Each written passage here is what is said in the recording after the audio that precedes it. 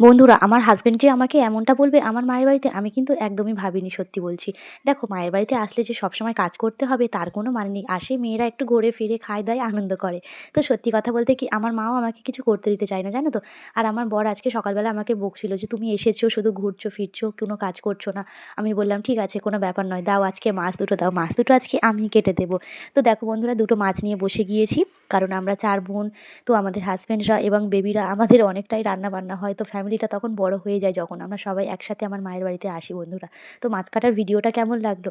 আশা করছি এরকম ভিডিও আমার প্রোফাইলে তোমরা দেখোনি কোনোদিন। এই ফার্স্ট টাইম আমি কোনো কাটাকুটি ভিডিও দিলাম। তো প্লিজ তোমরা কিছু মনে করো না। দেখো, তোমাদের সাথে একটু সব রকম ভিডিও আমি শেয়ার করার চেষ্টা করি। যে আমি আমার লাইফে আমি কি করি না করি সেটাই আমি তোমাদের সাথে তুলে ধরার চেষ্টা করি বন্ধুরা। তো তোমাদের নতুন বছরের শুরুটা কেমন কাটছে? আশা করছি সবাইয়ের ভালো কাটছে। আর অনেক, অনেক ভালো কাটবে। তো দেখো, কথা বলতে, বলতে একটা মাছ এদিকে কাটা হয়ে গিয়েছে। আর এই যে বড় মাছটা এবারে নিয়েছি, এটাকে এবার কাটবো। তো আমার কাকিমাদের উঠোনে একটু রোদ পড়েছিল আর রোদে বসে, বসে মাছ কাটতে কিন্তু বেশ ভালোই লাগছিল। আর বন্ধুরা জানো তো, মাছ কাটতে, কাটতে কিন্তু খুবই ভয় লাগছিল যে এই না হাতটা কেটে যায়। তো তারপরে দেখো, তোমাদের সাথে কথা বলতে, বলতে প্রায় অনেকটাই হয়ে গিয়েছে মাছ কাটা। আর এইদিকে দেখো, মাছের মাথাটা কাটছেই না বন্ধুরা। আমার হাসব্যান্ড যখন বাজারে যায় আমার শ্বশুরবাড়িতে, ও কিন্তু মাছ কাটিয়েই নিয়ে আসে। আমার মাছ কাটার প্রয়োজন হয় না। তো তবুও আমার মাছ কাটতে মোটামুটি ভালোই লাগে। আর আমার দাদার মেয়ে কত রকমের নাচানাচি করছিল বন্ধুরা আমার পিছনে দেখলে।